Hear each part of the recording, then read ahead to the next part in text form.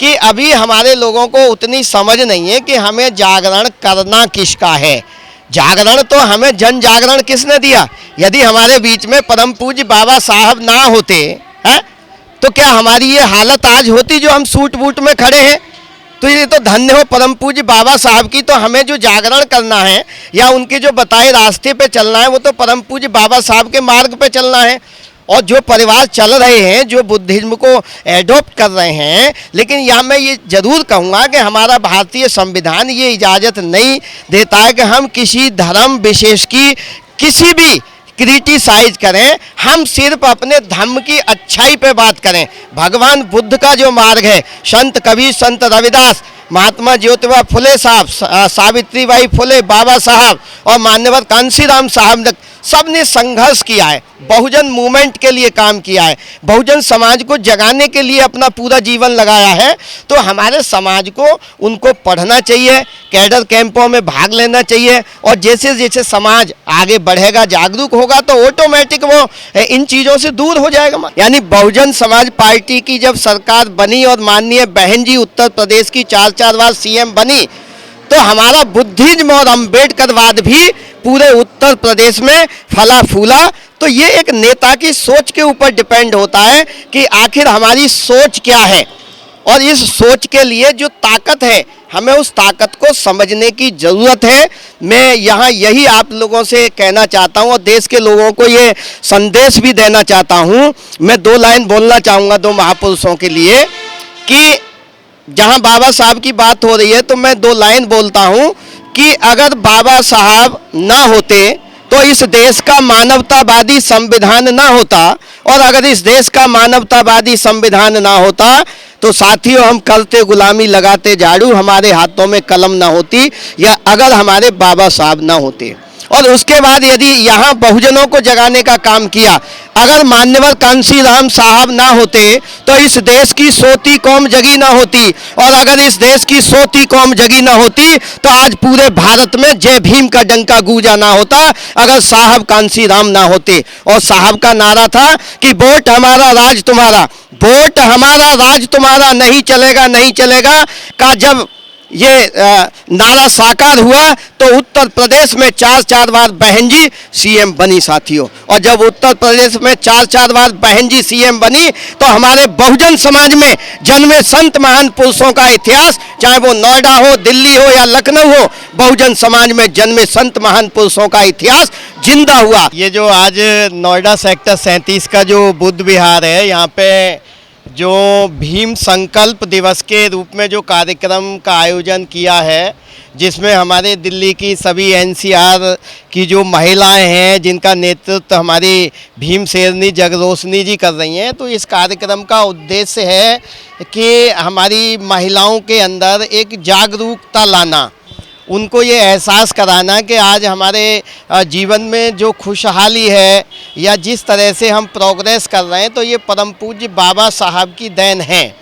शायद बाबा साहब 23 सितंबर 1917 को बड़ौदा की भूमि पर यदि वो संकल्प न लेते तो शायद है कि बाबा साहब उतना हमारे लिए नहीं कर पाते। तो आज ये संकल्प दिवस के रूप में यह कार्यक्रम हो रहा है तो बहुत अच्छा लग रहा है। साथियों, वैसे हमारा जो भारतीय संविधान है, देखिए ये सभी धर्मों का सम्मान करता है और ये धर्म निरपेक्ष है। तो यहाँ लोग दिवाली भी मनाएंगे, यहाँ ईद भी मनेगी, यहाँ क्रिसमस डे भी मनेगा, लेकिन यहाँ परम पूज्य बाबा साहब और भगवान बुद्ध की जयंती भी मनेगी।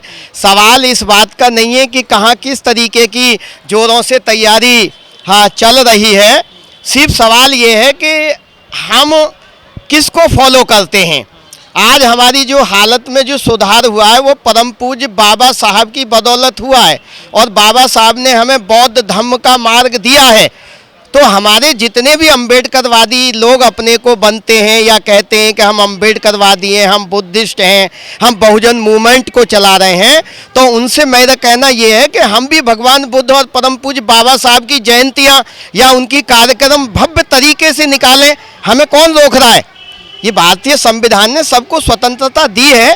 तो जैसे आज यहाँ ये कार्यक्रम हो रहा है, हमारे पूरे देश में बढ़ चढ़ के कार्यक्रमों का आयोजन हो, साथियों देखो, ये तो आपको मानना पड़ेगा कि एक शासन सत्ता का भी अपना काम होता है ना। और शासन सत्ता जिस विचारधारा की होती है तो उनकी विचारधारा फलती फूलती है। तो आज जो भी जयंतियां मन रही हैं तो हमें उनसे कोई प्रॉब्लम होनी भी नहीं चाहिए। सवाल सिर्फ ये है कि हम जितने अम्बेडकरवादी लोग हैं, हम बाबा साहब को सही तरीके से समझ नहीं पा रहे हैं, या भगवान बुद्ध के मानने वाले अपने को सही तरीके से समझ नहीं पा रहे हैं। और आज ऐसा नहीं है, मैं आपको बता दूं कि पूरे देश में परम पूज्य बाबा साहब की भी जयंतियां या उनका 14 अक्टूबर धम्म दीक्षा दिवस, अभी लाखों लोग जो है नागपुर में सेलिब्रेशन हुआ, बौद्ध धम्म दीक्षा का कार्यक्रम हुआ।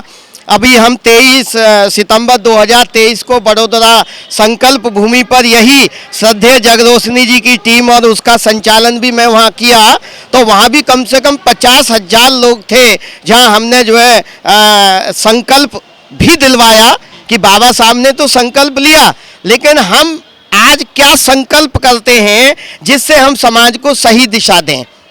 तो ऐसा नहीं है कि हमारे भी कार्यक्रम बड़े जोर शोर से हो रहे हैं। जो बहुजन समाज के लोग हैं, जो SC ST समाज के लोग हैं, वो अभी भी मंदिरों में जा रहे हैं, वो जो है नवरात्रि रख रहे हैं, महिलाएं करवा चौथ कर रही हैं, इनको कैसे समझ में आएगा? देखिए, ये तो जागरूकता की कमी है कि जब तक ये जो मानसिक गुलामी है, इसके लिए बाबा साहब ने संघर्ष किया, संत कबीर साहब ने कहा, संत रविदास जी ने भी यही हमें शिक्षाएं दी कि हम बुद्धि विवेक से काम लें, है ना। जो हमारे जो मूल कर्तव्य हैं उनमें भी परम पूज्य बाबा साहब ने जो कहा कि हम वैज्ञानिक दृष्टिकोण अपनाएं। और वैज्ञानिक दृष्टिकोण का मतलब है कि क्या बात सच है, हम सत्य को अभी सत्य से परे हैं। और हमारा जो समाज है वो थोड़ा अभी उतना शिक्षित नहीं हुआ है तो वो एक एकेडमिक एजुकेशन में तो आगे बढ़ा है, लेकिन जो सोशली उसे जिस समाज के लिए बढ़ना चाहिए था, उसे हमारे संत महान पुरुषों को पढ़ना चाहिए था, अभी उसको उतना नहीं पढ़ पा रहा है। इसलिए वो कहीं कहीं करवा चौथ भी मना रहा है, या कहीं उसे जहाँ नहीं जाना मना रहे हैं वहाँ जा रहा है। जागरण भी करवा रहे हैं बहुत सारे लोग। नहीं, वो जागरण करा रहे हैं। हम इसको दूसरी तरफ कह सकते हैं कि आप ये भी मानेंगे कि सब कुछ मीडिया या जितना पूरा सिस्टम है वो उन लोगों के पास है जिसको हम ब्राह्मणवाद कहते हैं, तो वो हमें ज़्यादा दिखाई देता है, लेकिन ऐसा नहीं है। मैं ये मानता हूँ कि आज इस देश में अम्बेडकरवाद और बुद्धिज्म भी, और यहाँ पूरे भारत में ही नहीं पूरे विश्व में डंका बज रहा है। अभी आपको पता होगा, अभी अमेरिका के अंदर सबसे बड़ी ऊंची परम पूज्य बाबा साहब की प्रतिमा का अनावरण हुआ है। तो आज बाबा साहब ने कोई एक पर्टिकुलर जाति धर्म के लिए नहीं किया है, या कोई हमारे समाज की महिलाओं के लिए नहीं किया है। इस देश की जो आधी आबादी है 50% महिलाओं के लिए है। महिलाओं की क्या दुर्दशा थी, तो परम पूज्य बाबा साहब तो दिन प्रतिदिन उनको जो पढ़ता जा रहा है वो उनकी शरण में या उनके मार्ग पर चल रहा है। और आने वाला समय मान्यवर ये होगा जरूर कि अब पूरे विश्व में हर जगह चर्चा होती है कि हमें युद्ध नहीं, हमें बुद्ध चाहिए, हमें बुद्ध चाहिए। और बुद्ध का मतलब है मानवतावादी दृष्टिकोण चाहिए। इसमें मैं ये कहना चाहूँगा कि जब जब जिसकी सरकारें रही हैं, जिस विचारधारा के लोग होते हैं, वो अपनी विचारधारा को फैलाने का काम करते हैं अमूमन। लेकिन चलो यहाँ ना सही, विदेश में भी जब हमारे देश के चाहे वो प्रधानमंत्री जी हैं, चाहे हमारे कोई भी मिनिस्टर हैं, जब वो बाहर जाते हैं तो वो बुद्ध की बात करते हैं। तो बुद्ध कहाँ जन्मे? वो इस भारत भूमि पर। तो ये तो एक पवित्र भूमि है जहाँ पूरे विश्व के लोग बुद्ध की धरती को नमन करने आते हैं। तो साथ ये मेरा आपसे कहना यही है कि ठीक है, वो अपनी जिन चर्चाओं को कर रहे हैं वो करते रहें, हमें उनसे भी कोई प्रॉब्लम नहीं है। बुद्धिज्म इतना धीमा क्यों हो गया है, लुप्त होता जा रहा है धीरे धीरे, हमें लगता है। वो आप लोग इसको थोड़ा महसूस कर रहे हैं, ये लुप्त नहीं हुआ है, लेकिन मैं देख रहा हूँ कि मैं बचपन से और आज की एज में ये देख रहा हूँ कि दिन प्रतिदिन बुद्धिज्म फलता फूलता नजर आ रहा है। जैसे जैसे समाज में जागरूकता आ रही है, जिसे पहले आप देखते थे एक पर्टिकुलर समाज ही बाबा साहब की बात करता था, लेकिन आज हमारे SC ST OBC माइनॉरिटी में परम पूज्य बाबा साहब के ऊपर रिसर्च हो रही है और उनके बताए मार्ग पर चलने की लोग प्रेरणा ले रहे हैं। आज ओबीसी हमारा जो समाज है वो आज समझ रहा है कि परम पूज्य बाबा साहब ने हमारे लिए क्या किया है। यदि परम पूज्य बाबा साहब यह संघर्ष नहीं करते, कोई भी समाज हमारे SC ST OBC में, चाहे उसमें अखिलेश यादव जी हों या कोई और भी नेता हो, जो मानसिक रूप से गुलाम हैं, जिन्होंने अपने बहुजन मूवमेंट के बहुजन महापुरुषों को नहीं पढ़ा है। अरे उन्हीं में से तो हमारे ललित सिंह यादव जी हैं, उनको, उन्हें हमारे अखिलेश यादव जी को, उनको ललित सिंह यादव जी को पढ़ना चाहिए। श्री कृष्ण वाले हैं वो, है श्री कृष्ण वाले हैं। नहीं, वो श्री कृष्ण, अब ये तो इस देश में इतिहास को किधर से किधर किया है ना। महापुरुष किन के हैं, किन्होंने लिया, ये तो उसमें कलाबाजी में माहिर हैं कुछ लोग। लेकिन हमें सिर्फ ये कहना है कि इस भारत में सत्य ही टिक पाएगा, और सत्य ये है कि बुद्ध ने जो कहा है वो सत्य कहा है, प्रकृति के हिसाब से कहा है, और बुद्ध के धम्म को परम पूज्य बाबा साहब ने अडॉप्ट किया और अपने अनुयायियों को कहा कि यदि आप अपना भला चाहते हो तो बुद्ध की शरण में जाओ। बुद्ध भी तो विष्णु के अवतार बता दिए इन्होंने। वो अवतार तो ये समझो कि हमारे बुद्धिज्म में तो अवतारवाद के लिए कोई जगह है ही नहीं, अंधविश्वास पाखंडवाद के लिए ही नहीं है।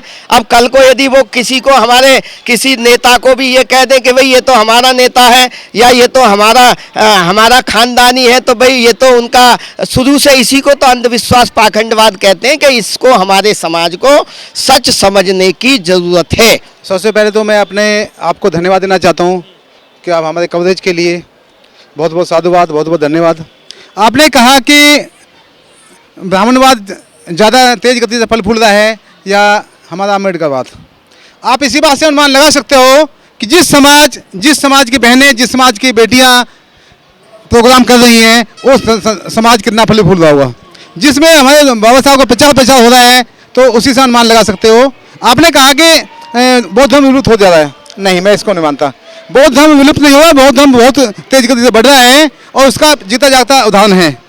आप हर जगह कवर करते हो, अनुमान लगा सकते हो। मीडिया कितना भी दबा ले, फिर भी आपको दिख रहा है कि हमारा बौद्ध धर्म कितनी तेज गति से बढ़ रहा है। इसमें एक मिनट, इसमें मैं ये कहना चाहूँगा मान्यवर, जैसे अभी आपने शासन सत्ता की बात की, तो जब तक विचारधारा, यहाँ देश में लड़ाई आइडियोलॉजी की है, विचारधारा की है, तो ये आइडियोलॉजी की लड़ाई है। एक तरफ आप अन्य नेताओं की बात कर रहे हो, एक मैं माननीय बहन जी हमारी आदरणीय नेता हैं, मैं उनकी आइडियोलॉजी के लिए, क्योंकि वो बाबा साहब की एक सच्ची एक सिपाही है, तो हमें उन पे विश्वास करना चाहिए। नेता के विचारों की बात है, नेता किस आइडियोलॉजी का है, किस विचारधारा का है। और मैं यहाँ ये भी कहना चाहता हूँ कि हमारे जो जितने भी अम्बेडकरवादी बुद्धिस्ट लोग हैं, वो जो कहें जो मंचों पर दिखे वही वो घर में दिखे और मिलजुल करके काम करेंगे। तो आज ये आप कारमा देख रहे हो, भीम शेरनी के माध्यम से हमारा कारमा पूरे देश के कोने कोने में आज भगवान बुद्ध और बाबा साहब की जय जयकार हो रही है, और विदेशों में भी हो रही है। और आने वाले समय में इस देश में बुद्धिज्म और अम्बेडकरवाद ही फलेगा फूलेगा, क्योंकि पूरा विश्व चाहता है कि हमें युद्ध नहीं, हमें बुद्ध चाहिए, हमें बुद्ध चाहिए साथियों।